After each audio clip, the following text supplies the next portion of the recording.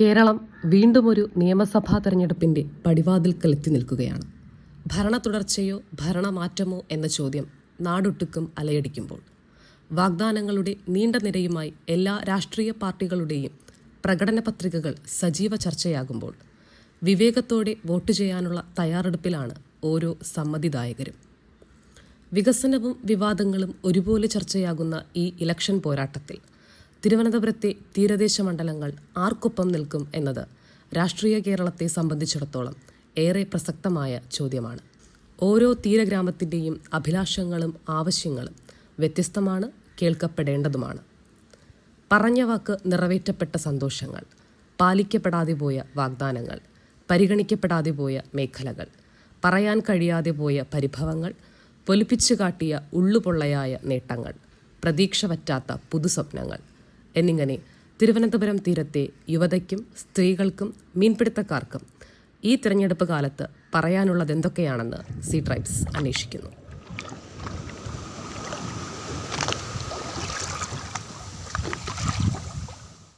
ഇപ്പോൾ ഇവിടെ മത്സ്യത്തൊഴിലാളികൾക്ക് ഞങ്ങൾ അനുഭവിക്കുന്ന ബുദ്ധിമുട്ടെന്ന് പറയുമ്പോൾ പെട്രോളിനുള്ള വിലക്കയറ്റമാണ്.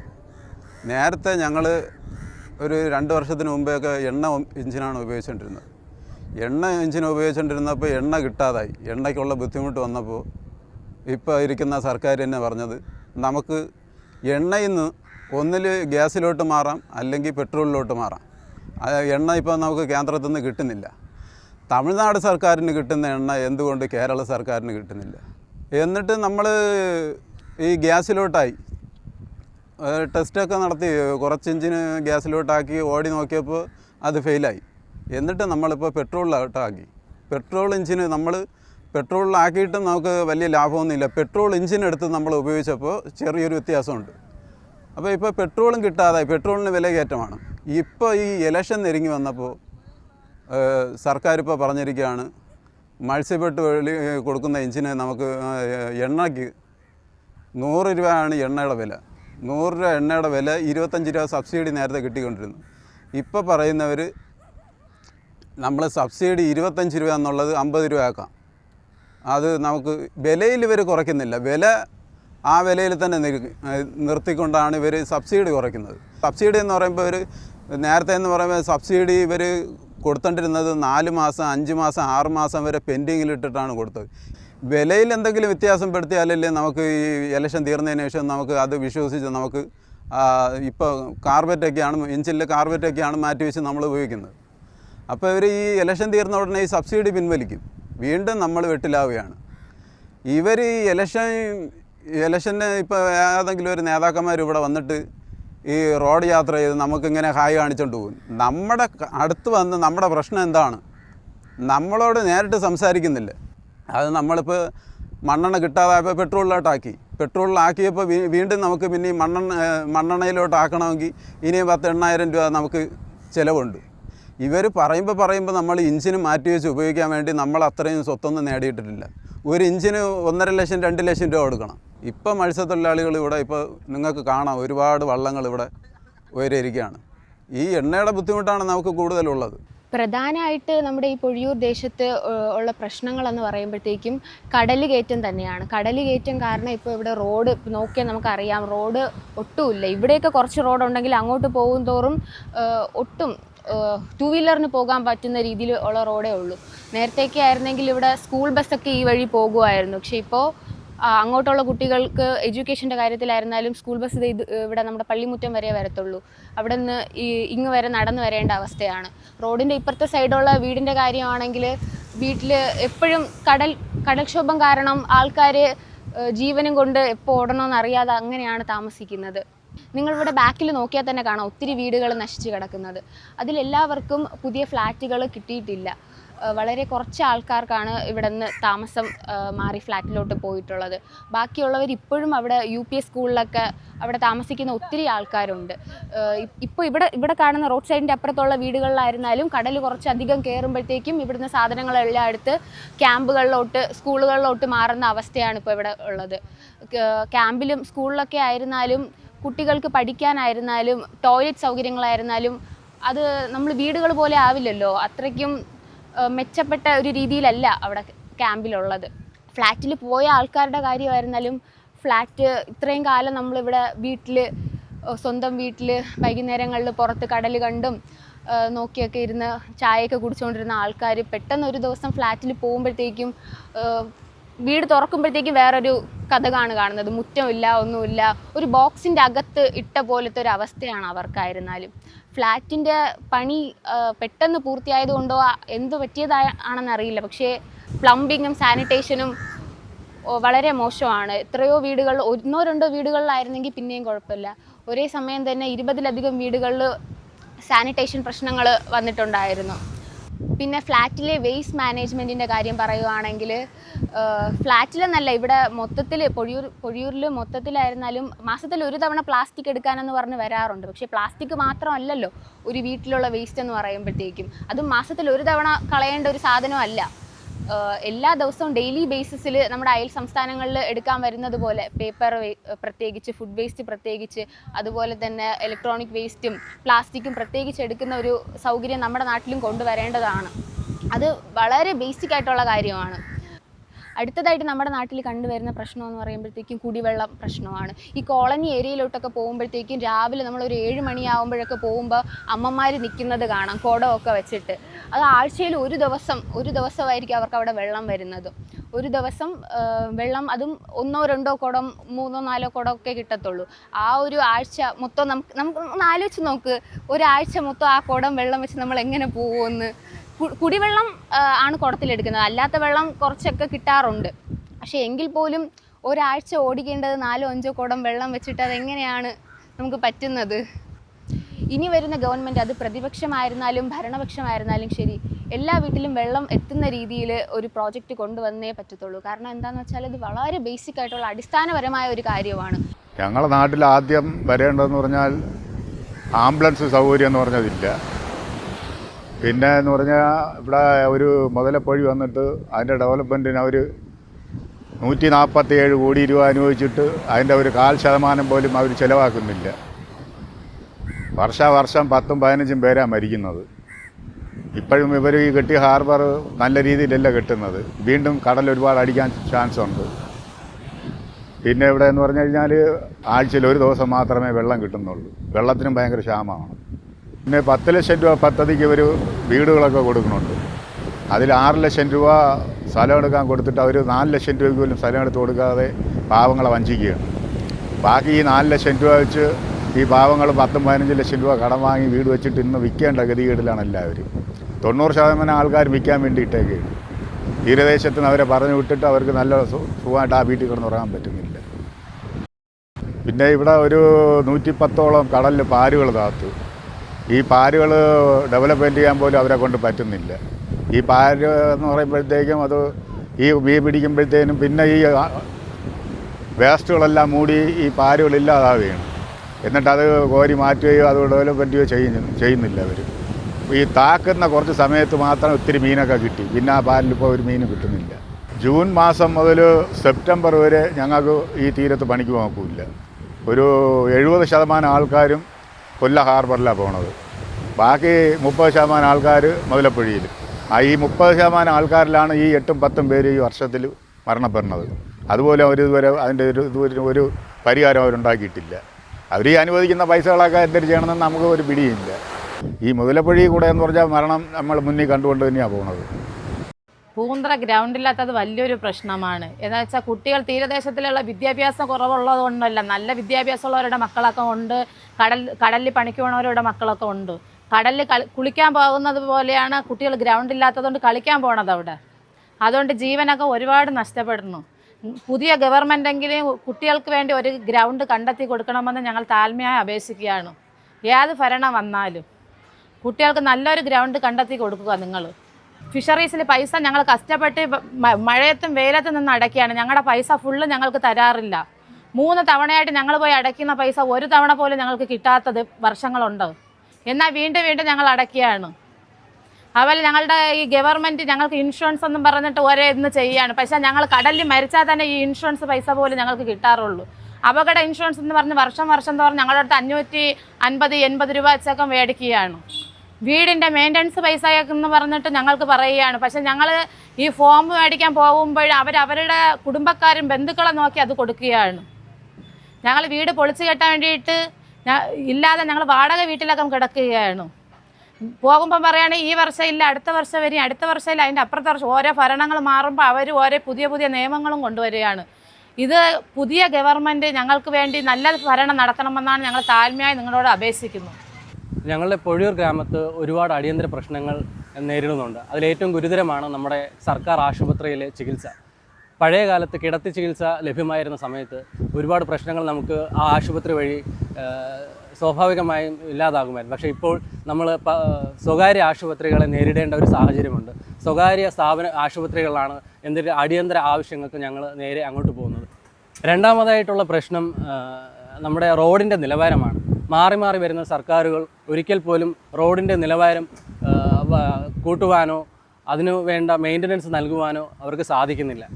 അതുപോലെ തന്നെ തെരുവ് വിളക്കുകൾ എപ്പോഴും മെയിൻ്റനൻസിൻ്റെ അഭാവം മൂലം ഒരിക്കലും പരിപാലിക്കപ്പെടാതെ നശിച്ചു പോവുകയാണ് ഉണ്ടാകുന്നത്.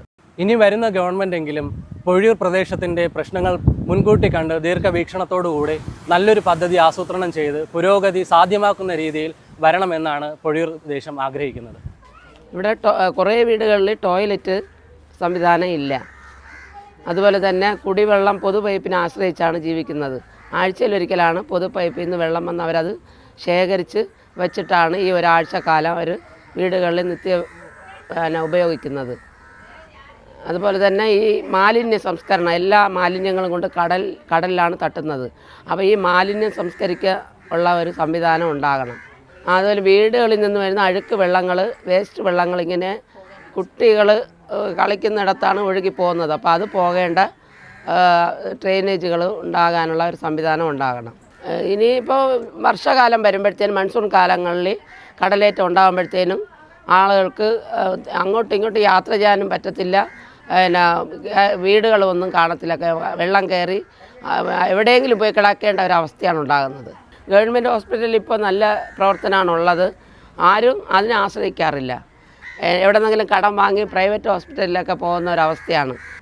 പണ്ട് കാലങ്ങളിൽ ഇത് കണക്ക് 24 മണിക്കൂറും പ്രവർത്തിക്കുന്ന ഒരു പ്രാഥമിക ആരോഗ്യ കേന്ദ്രമായിരുന്നു. ഇപ്പോൾ ആരും അവിടെ താമസിച്ച് ചികിത്സിക്കുന്ന ഒരു സംവിധാനം ഇല്ല. എപ്പോഴും ആ ഒരു സംവിധാനം ഉണ്ടാകണം.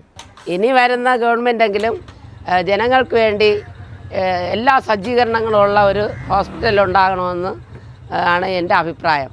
കാരണം ഒരു സ്കാനിങ്ങിനോ മറ്റുള്ള കാര്യങ്ങൾക്കോ പുറത്തു പോകാതെ, അല്ലെങ്കിൽ ക്യാഷ് ഇല്ലാത്തവന്, ഇതൊന്നും ചെയ്യാൻ കഴിവില്ലാത്ത ഒരാളിന് ഇങ്ങനെയുള്ള കാര്യങ്ങൾ നമ്മുടെ ഈ 5 തെങ്ങ് പ്രാഥമിക ആരോഗ്യ കേന്ദ്രത്തിൽ നിന്ന് കിട്ടണമെന്നാണ് എൻ്റെ അഭിപ്രായം. അതുപോലെ നമ്മുടെ കൊച്ചു കുട്ടികൾക്ക് കളിക്കാനുള്ള സംവിധാനങ്ങൾ, ഇന്ന് സ്പോർട്സിൻ്റെ കാര്യങ്ങളിൽ നമ്മുടെ കേരളം മുന്നിലാണ്. അപ്പോൾ നമ്മുടെ തീരദേശവാസികളായ കുട്ടികൾക്ക് കളിക്കാനുള്ള സംവിധാനങ്ങളൊന്നും നമ്മുടെ തീരദേശ മേഖലയിൽ ഇല്ല. അവർക്ക് ഒരു പൊതുവായ ഗ്രൗണ്ട് ഉണ്ടെങ്കിൽ അവർ കായികപരമായിട്ട് മാനസികപരമായിട്ട് അവർ നല്ല രീതിക്ക് വളരാൻ സാധിക്കും. ആയതിനാൽ ഇനിയുള്ള ഗവൺമെൻറ് നമ്മുടെ കുട്ടികൾക്ക് വളരാനുതകുന്ന രീതിയിൽ കായികപരമായിട്ടും കലാപരമായിട്ടും മാനസികമായിട്ടും വളരുന്നതിനുള്ള ഒരു സംവിധാനം ഉണ്ടാകണം.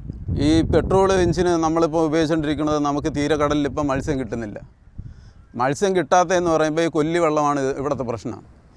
ഈ മീൻ സീസൺ സമയത്ത് മീൻ ഒരുപാട് വലുതും ചെറുതുമായിട്ടുള്ള ഒരുപാട് മീൻ വരുമ്പോൾ ഇവർ ഒരുപാട് പിടിച്ചെടുക്കുകയാണ്. ഈ പൊടി മീൻ വരെ ഇവർ പിടിച്ച് കോരിയെടുക്കുകയാണ്. ഫിഷറീസിൽ നിന്ന് നമുക്കിപ്പോൾ നമ്മുടെ രജിസ്ട്രേഷൻ കാർഡും ആധാറും എല്ലാം കൂടെ മേടിച്ചിട്ട് നമുക്കൊരു വമ്പം ഓഫർ തന്നെന്ന് പറഞ്ഞിട്ട് ട്രാൻസ്പോണ്ടർ എന്ന് പറഞ്ഞ ഒരു സാധനം കൊണ്ട് തന്നു.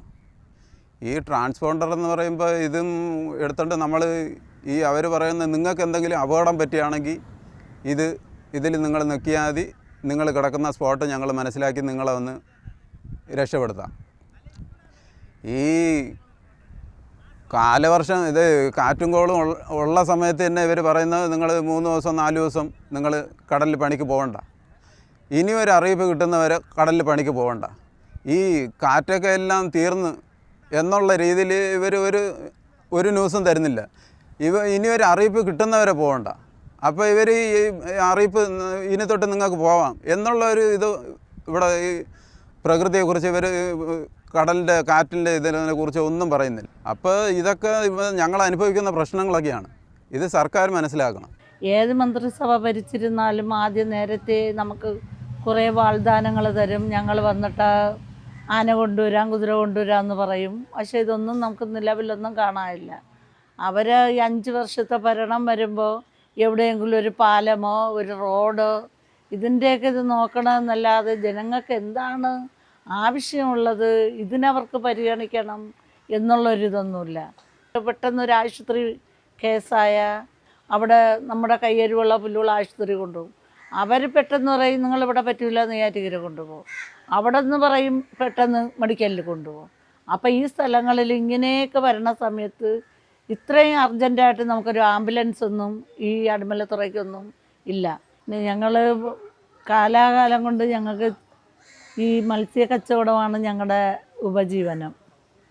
അന്നത്തെ കാലത്ത് കുട്ടകളിലായിരുന്നു ചുമന്നെടുത്തത്. ഇപ്പം ഞങ്ങൾക്കൊരു ചരുവങ്ങളായി. കുട്ടയും കൊണ്ടുപോയ സമയത്തുള്ള കച്ചവടം നടന്നു പോകുന്ന അവസ്ഥയായിരുന്നു. ഇപ്പം ചരുവായപ്പോൾ ബസ്സിൽ നേരത്തെ കൊണ്ട് കയറുമായിരുന്നു.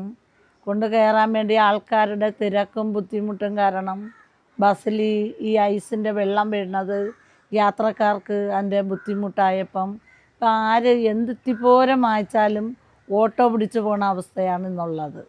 പക്ഷെ പല ചന്തകളും ഇന്ന് നമ്മൾ പല സ്ഥലങ്ങളിലും പോകുന്നുണ്ട്. പക്ഷെ അവിടെ ടോയ്ലറ്റുകൾ സ്ത്രീകൾക്കായിട്ടുള്ള ഒരു സുരക്ഷിതത്വവും അതില്ല.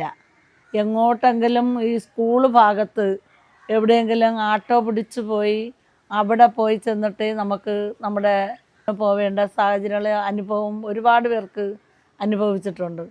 ഇന്നത്തെ തലമുറയ്ക്ക് നല്ല മീൻ കൂട്ടാൻ വായിൽ വയ്ക്കാൻ പറ്റണില്ല. പറ്റാത്ത കാരണം ഏറ്റവും വലിയ തടസ്സമായി നിൽക്കുന്നത് ഈ കപ്പൽ ചാല് വന്നതിന് ശേഷം. ഇപ്പം ഇവിടെ കപ്പലിൻ്റെ ഇത് വിഴിഞ്ഞം ഹാർബറുമായിട്ടുള്ള ഇതിൽ ഈ കപ്പൽ വന്നു. അവിടെ വിശപ്പിൻ്റെ ദാഹം കൊണ്ട് 1 മടി 2 മടി അവിടെ കൊണ്ടുവച്ച് വളയ്ക്കണം. പോസ്റ്റുകാർ വന്ന് അവരെ വിരട്ടി ഓട്ടിക്കുന്നു. ആ സാഹചര്യം കടലിൽ നിന്ന് തിരയോടടുത്തിട്ടാണ് കപ്പൽ പോണത്. ഇന്ന് ഞങ്ങളുടെ കാലഘട്ടം വരെ ഇങ്ങനെ പോകണം. ഇനി ഞങ്ങളുടെ സന്തതികളുടെ കാലവും അവരുടെ സന്തതികളുടെ കാലവും ഏത് ഗതിയിൽ പോകുമെന്ന് ഞങ്ങൾക്കൊന്നും പറയാൻ പറ്റാത്ത അവസ്ഥയിൽ വീണ്ടും ഞങ്ങളിപ്പം ഇവിടെ നിന്ന് കുടിയൊഴിപ്പിച്ച് ഓട്ടിക്കുമോ, വീണ്ടും ഞങ്ങൾക്ക് ഇവിടെ സ്ഥാവരമാമോ എന്നൊരു നിലവാരം ഒന്നും പറയാൻ പറ്റില്ല. മത്സ്യത്തൊഴിലാളികൾ കുറേ വർഷമായിട്ട് കുറേ ബുദ്ധിമുട്ട് തന്നെയാണ്. നേരത്തെ കടലും കല്ലുമായിരുന്നു. ഇപ്പോൾ ഇച്ചിരി കടപ്പുറം വെച്ചു. പുലിമൂട്ടൊക്കെ അടിക്കാൻ പോയിട്ട് ഇച്ചിരി കടപ്പുറം വെച്ചു. എങ്കിലും ഞങ്ങൾക്ക് സുരക്ഷിതത്വമില്ല. മത്സ്യത്തൊഴിലാളികൾ 5 മാസം ഉപജീവന മാർഗമായിട്ട് പോയി ജീവിക്കുന്നത് ഇവിടെയാണ്, വിഴിഞ്ഞത്താണ്. പിന്നെ ഞങ്ങൾക്ക് വന്നിട്ട് കിട്ടുന്നതിൽ പകുതി പൈസ വണ്ടിക്കും പോകുന്ന വരുന്ന വണ്ടിക്കും വള്ളത്തിൽ കിടക്കുന്നവർക്കും പോകും. അതായത് വിഴിഞ്ഞത്തുകാർക്ക് 10,000 രൂപ കിട്ടിത്തരുന്ന 500 രൂപ ഷെയർ കിട്ടുമെങ്കിൽ ഞങ്ങൾ പൂന്തറക്കാർ ഇവിടെ നിന്ന് പോയി പണി ചെയ്തിട്ട് വരുമ്പോൾ ഞങ്ങൾക്ക് 200 രൂപ പോലും കിട്ടില്ല. നമ്മളോട് ഈ വള്ളവും വലയും ഉണ്ടെന്ന് പറഞ്ഞിട്ട് നമുക്ക് വള്ളം ഉണ്ടെന്ന് പറഞ്ഞിട്ട് മഞ്ഞത്തുണ്ടെടുക്കാൻ പോകുമ്പോൾ വള്ളം ഉണ്ടെന്ന് പറയുമ്പോൾ അതിനുള്ള പൈസ പ്രത്യേകിച്ച് ഈടാക്കി എടുക്കുന്നുണ്ട്. അപ്പോൾ ആ പൈസ എന്തിനു വേണ്ടിയിട്ട് ഏതിനു വേണ്ടിയിട്ടൊന്നും ഒരു സംവിധാനം പറയുന്നില്ല. നമുക്ക് പറയുന്നതെന്ന് വെച്ചാൽ വള്ളം ഉണ്ടെങ്കിൽ നമ്മൾ പൈസ കൊടുത്തേ മതിയാവുള്ളൂ. അപ്പോൾ ഈ വള്ളം ഉണ്ടെങ്കിൽ നമ്മൾ പൈസ കൊടുത്തിട്ട് ഈ വള്ളവലയിൽ നമുക്ക് എന്തെങ്കിലും നഷ്ടം വന്നാൽ ഈ ഗവൺമെൻറ് നമ്മളെ തിരിഞ്ഞു നോക്കുന്നില്ല. നമ്മൾ അപേക്ഷ കൊടുക്കുന്നു, അവിടെ കൊടുക്കുന്നു, ഇവിടെ കൊടുക്കുന്നു, യാതൊരു ആനുകൂല്യം കിട്ടുന്നില്ല. അപ്പോൾ ഇപ്പം എന്തിനാണ് ഗവൺമെൻറ് ഈ 300 രൂപ നമ്മളടുത്ത് നിന്ന് ഈടാക്കി എടുക്കുന്നത് വള്ളം ഉണ്ടെന്ന് പറഞ്ഞിട്ട്? അപ്പോൾ അങ്ങനെയുള്ള ഗവൺമെൻറ് നമുക്ക് എന്തെങ്കിലും നഷ്ടം വന്നാൽ അതുടനെ പരിഹാരമായിട്ട് തീർത്തു തരണം. കാര്യം എന്ന് വെച്ചാൽ ഒരു മത്സ്യത്തൊഴിലാളി എൻ്റെ വള്ളം നഷ്ടപ്പെട്ട് എൻ്റെ ഇഞ്ചിന് നഷ്ടപ്പെട്ട് നമ്മൾ കൊണ്ട് മത്സ്യബെട്ടിലോ ഫിഷറീസിലോ എഴുതി കൊടുത്തു കഴിഞ്ഞാൽ അതിൻ്റെ എന്തെങ്കിലും ആനുകൂല്യം നമുക്ക് ഒരുക്കി തരണം. അതാണ് ഫിഷറീസ് എന്ന് പറയുന്നത്. അല്ലാതെ ഒന്നുമില്ല നമ്മൾ കണ്ടില്ല കേട്ടില്ലെന്ന് പറഞ്ഞ് കണ്ണടച്ച് അവർ പോകുന്നു, നമ്മൾ അങ്ങോട്ടും ഇങ്ങോട്ടും തിരമേ ചെയ്യുന്നു, യാതൊരു ആനുകൂല്യം കിട്ടുന്നില്ല. നമുക്ക് ഒരു വീടിൻ്റെ പെയിൻ്റൻസിന് വേണ്ടി ആരെങ്കിലും പാർട്ടിക്കാർ മത്സ്യബന്ധനത്തിൽ ഉപവസിക്കുന്ന ഒരിടത്ത് കാര്യം പറയാൻ പോകുമ്പോൾ അവർ നമ്മളെ മൈൻഡ് വയ്ക്കുന്നില്ല. തരാമെന്ന് പറഞ്ഞിട്ട് അവർ നമ്മളെ ഒഴിവാക്കി കളയുന്നില്ലാതെ ഒരു കാര്യം നടക്കുന്നില്ല. നമ്മളെ പൊഴിഞ്ഞ വീട് വെച്ചിട്ട് നമ്മളെ മക്കളെയും വെച്ചിട്ട് ഇന്നത്തെ കടൽ വരുമാനത്തിൽ എന്താണ് ചെയ്യേണ്ടതെന്ന് നമുക്ക് അറിഞ്ഞൂടാ. വേണ്ടപ്പെട്ടവരെ അറിയിക്കാൻ പോകുമ്പോൾ അവർ വോട്ടിന് വരുമ്പോൾ നമ്മളെ കൈ കുമ്പിട്ട് കാല് കുമ്പിട്ട് നമ്മളെ സ്വീകരിച്ച് ഒരു വോട്ട് അപേക്ഷ പറഞ്ഞ് കേൾക്കണ്. അവർ ജയിച്ച് ഭരണത്തിൽ കയറുമ്പോൾ അവർക്ക് വേണ്ടപ്പെട്ട ആൾക്കാരെ പറഞ്ഞിട്ട് നമ്മളെ ഡീൽ ചെയ്ത് അവരെന്താണെന്ന് വെച്ചാൽ ഡീൽ ചെയ്ത് മാറ്റിക്കള എന്നാണ് പറഞ്ഞിട്ട് അവർ വിഷയമാക്കിയിട്ട് പോണത്. 25 വർഷം കൊണ്ട് ഒരു വീടില്ലാതെ നമ്മൾ കിടന്ന അലയാണ്. ഒരു ഫിഷറിൻമാൻ്റെ ഭാര്യയാണ് ഞാൻ. ഇന്ന് ഫിഷറിൻമാന് മഴയും കാറ്റും ഇത് വന്നാൽ നമ്മൾ വീട്ടിൽ പണിക്ക് പോകാതെ വീട്ടിൽ ഇരിക്കുമ്പോൾ ഇന്നുള്ള ഭക്ഷണത്തിന് പോലും പൈസ കിട്ടാത്ത വഴിയുണ്ട്. അവർ കടലും മഴയും കാറ്റും കൊണ്ടുവന്നാൽ. എന്നിട്ട് ഈ പൈസയ്ക്കാണ് വീട് വാങ്ങിക്കേണ്ടത്, അത് വാങ്ങിക്കേണ്ടത്, മക്കളെ വിദ്യാഭ്യാസം കൊടുക്കേണ്ടത്, അല്ല രോഗം വന്നാൽ കൊണ്ടുപോകേണ്ടത്. വീടില്ലാത്തവർക്ക്, വീട് പാവപ്പെട്ടവർക്ക് നിങ്ങൾ വീട് നോക്കി ഗവൺമെൻറ് ഇന്നിരിക്കുന്ന തലമുറയിൽ കൊടുത്തേ പറ്റത്തുള്ളൂ. എത്ര വർഷം കൊണ്ട് നമ്മൾ വീടില്ലാതെ കിടക്കണം? നമ്മുടെ ഈ തലമുറ പഠിച്ചു വരുന്ന കുട്ടികൾക്ക് നല്ലൊരു കോർട്ട് ഇവിടെ ഇല്ല.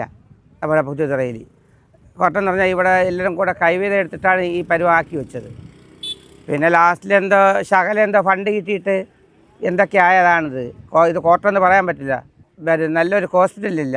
നമ്മുടെ ഇരുന്നൂറ് ആളെ കാണാനില്ല. അറ്റാക്ക് വരുന്നു, ഹാർട്ട് ബ്ലോക്ക് ആവണ്, വരുമ്പോൾ ഒരു ഡെവലപ്പില്ല ഹോസ്പിറ്റലിൽ. പിന്നെ മത്സ്യത്തൊഴിലാളികൾക്ക് ഒരു മണ്ണെണ്ണ ഒരു സബ്സിഡി ഒന്നുമില്ല. അടുത്ത പെട്രോൾ എഞ്ചിൻ വരുന്നുണ്ട്. പെട്രോൾ നിലവിൽ ഭാവിയിൽ പെട്രോൾ എഞ്ചിനാണ് ഇറങ്ങാൻ പോകുമ്പം പെട്രോൾക്ക് സബ്സിഡി കൊടുത്തേ പറ്റൂ. അല്ലെങ്കിൽ ആഴക്കടലിൽ പോയി മീൻ പിടിക്കുന്നവർക്ക് എന്ത് കിട്ടാൻ? 125 രൂപയ്ക്ക് പെട്രോൾ വാങ്ങിച്ചുകൊണ്ട് പോയിട്ട് ഇലക്ഷൻ വരുമ്പോൾ മാത്രം വാഗ്ദാനം തന്നാൽ പോരാ, അത് പ്രാബല്യത്തിൽ വരണം. മത്സ്യത്തൊഴിലാളികൾക്ക് സഹായം ഇല്ലെങ്കിൽ എങ്ങനെ ജീവിക്കാൻ? പണ്ട് എത്ര രൂപ കിടന്ന് 25 രൂപ 30 രൂപ കിടന്ന മണ്ണെണ്ണയാണ്. ഇപ്പോൾ മണ്ണെണ്ണയ്ക്ക് 116 രൂപയും പിന്നെ അതിൻ്റെ കൂടെ ഓയിൽ വേണം. ഇതുമായിട്ട് എവിടെ മുതലാകാൻ? അങ്ങനെ പോകാനും വരാനും ഭയങ്കര ദൂരം കൂടുതൽ. ഷിപ്പ് വരുമ്പോൾ നമ്മുടെ തീരത്ത് ഇത്ര നോട്ടിക്കലിൽ വിടാൻ പറ്റില്ല. ഇവർക്ക് ഷിപ്പെടുത്ത് മലമുറിക്ക് കട്ട് ചെയ്യുന്നു. അതൊക്കെ കയറാൻ ഭയങ്കര ബുദ്ധിമുട്ടാണ് പാവങ്ങൾക്ക്. വലയെല്ലാം പോകുന്നുണ്ട്. അതിൻ്റെ നഷ്ടപരിഹാരം എവിടെ നിന്ന് കിട്ടാൻ? ഒന്നും കിട്ടാനില്ല. സ്ട്രീറ്റ് ലൈറ്റ് ഒന്നും കത്തുന്നില്ല. കൊണ്ട് വയ്ക്കുന്ന സമയം മാത്രം കത്തുന്നുണ്ട്. ബാക്കി പിറ്റേന്ന് ഓക്കെ അല്ലാവട്ടെ അടി പോലെ ഇതാടക്കും. ഒരു സർക്കാർ ഫിഷ് ഷെഡ് കൊണ്ടുവന്ന് ഫിഷ് ലാൻഡിങ് എന്ന് പറഞ്ഞിട്ട് 99 ലക്ഷം എന്തോ കൊണ്ടുവന്നിട്ട് ഒരു വികസനം ഇല്ല. ഒരു മെയിൻ്റനൻസ് എന്ന് പറയുന്ന സാധനമില്ല. വച്ച സാധനം അവരിനെ കൊണ്ടുപോയി. മിക്ക വീടുകൾക്കും പട്ടയങ്ങളൊന്നുമില്ല. പട്ടയം എന്ന് പറഞ്ഞിട്ട് ചില വീടുകൾക്ക് 2 സെൻറ്റ് എന്ന് പറഞ്ഞിട്ട് ഒരു പേപ്പർ, അതൊരു കരാർ പേപ്പർ പോലെ. ഞങ്ങളെപ്പോഴാണ് നിങ്ങളോട് തിരിച്ചിറങ്ങാൻ പറയുമ്പോൾ ആ ടൈമിൽ ഇറങ്ങിക്കൊള്ളണം. അത് വർഷങ്ങൾക്ക് മുമ്പേ അവരൊരു മഞ്ഞ കല്ല് മേളിലിട്ടിട്ടുണ്ട്. അതിന് താഴെ ഉള്ളവർക്ക് ആർക്കും പട്ടയത്തിൻ്റെ ഇതൊന്നുമില്ല. ഇനി ഏതൊരു സർക്കാർ വന്നിരുന്നാലും ഞങ്ങളെ ഇതിൽ നിന്നും മോചിപ്പിക്കാൻ വേണ്ടിയിട്ട് അവർക്ക് പിന്നെ സുരക്ഷിതമായിട്ട് കിടക്കാൻ വേണ്ടിയിട്ടും പട്ടയത്തിൻ്റെ ഇത് എല്ലാവർക്കും പട്ടയം സാധാരണ മുമ്പ് ഏത് കണക്കിലുള്ള പട്ടയം കൊടുത്തിട്ടുണ്ടോ അതേപോലുള്ള പട്ടയങ്ങൾ കൊടുത്ത് ജനങ്ങളെ സംരക്ഷിക്കണം. ഈ വർഷവരി നമ്മളിപ്പോൾ അടച്ചുകൊണ്ടിരിക്കുകയാണ്. വർഷവരി അടച്ചുകൊണ്ടിരിക്കുന്നത് നേരത്തെ 100 രൂപയായിരുന്നു, ഇപ്പോൾ 300 200 ആക്കി വെച്ചിരിക്കുന്നു. ആ ഒരു പ്രശ്നം നടക്കുന്നു. ഇപ്പോൾ നമുക്ക് വയർലെസ് സെറ്റിന് നമുക്ക് നേരത്തെ അപേക്ഷിച്ച് നമുക്ക് വയർലെസ് സെറ്റ് കിട്ടാൻ തന്നെ 4 വർഷം കഴിഞ്ഞിട്ടാണ് ഇവർ തന്നത്. ഒരു GPS തന്ന് ഇവർ ഈ കാണിക്കണമെന്ന് പറയുമ്പോൾ വലിയ നല്ല ബ്രാൻഡഡ് സാധനം, നല്ല ക്വാളിറ്റിയുള്ള സാധനത്തിൻ്റെ പിക്ചർ നമുക്ക് കാണിച്ചു തന്നിട്ട് ഈ ലോക്കൽ സാധനം ഒരു GPS തന്ന് 3 മാസം ഉപയോഗിച്ചില്ല, അത് ചീത്തയായി. ഈ GPS എന്ന് പറയുമ്പോൾ അത് നമ്മൾ കൊടുത്തതെന്ന് പറയുമ്പോൾ 5500 എത്ര രൂപയാണ് കൊടുത്തത്. ഇവർ നമ്മുടെ കയ്യിൽ പറയുന്നതെന്ന് പറയുമ്പോൾ 18,000 രൂപയോളം ഇതിന് വില ഉണ്ട് എന്ന് പറഞ്ഞ് നമുക്ക് ആ സാധനം എടുത്ത് വിശ്വസിച്ച് കൊണ്ടുവച്ച് ഉപയോഗിക്കാൻ പറ്റില്ല. 3 മാസം കഴിഞ്ഞ ഉടനെ ഇത് ചീത്തയായി പോകുന്ന സാധനം നമ്മളെന്ത് വിശ്വസിച്ച് ഇനി ഇവർ ഇതേപോലെ എന്തെങ്കിലും ഓഫറെന്ന് പറഞ്ഞ് നമ്മൾ വിളിക്കുകയാണെങ്കിൽ നമ്മൾ പോയി വിശ്വസിച്ച് മേടിക്കുന്നത്. നമ്മുടെ തീരത്ത് അടിയുന്ന മാലിന്യങ്ങൾ, കുപ്പി, കവറ്, ചെരുപ്പ്, ഈ ചെരുപ്പൊക്കെ ഒന്നും ഞങ്ങൾ കളയുന്നതല്ല. ഇത് കായൽ വഴി കടലിലെത്തി കടൽ വഴി ഞങ്ങളുടെ തീരത്തടിയുന്നതാണ്. ഇത് ഇവിടെ കടപ്പുറം മാലിന്യം എല്ലാം വൃത്തിയാക്കണമെന്നുള്ള ഒരു ആശയവും ഗവൺമെൻറ്റിൻ്റെ ഭാഗത്തുനിന്നോ അല്ലാതെ നമ്മളെ പഞ്ചായത്തിൻ്റെ ഭാഗത്തുനിന്നോ ഒരു ശുചീകരണം ഇവിടെ നടക്കുന്നില്ല.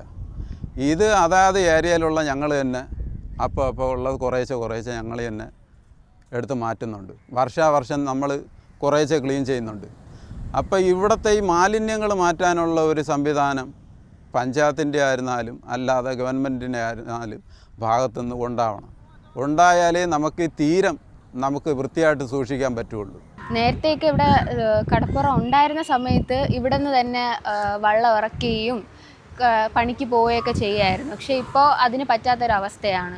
പിന്നെ കുറച്ച് പ്രായമായ ആൾക്കാരൊക്കെ ഇവിടെ നിന്ന് കരമടി വളയ്ക്കുകയും അങ്ങനെയൊക്കെ ചെയ്യുമായിരുന്നു. പക്ഷേ ഇപ്പോൾ തീരെ ഇല്ലാത്തതുകൊണ്ട് അതിനൊരു നിവൃത്തിയില്ല. അവരുടെയും ഒരു ജീവിതമാർഗ്ഗമാണ് ഇപ്പോൾ നഷ്ടപ്പെട്ടിരിക്കുന്നത്.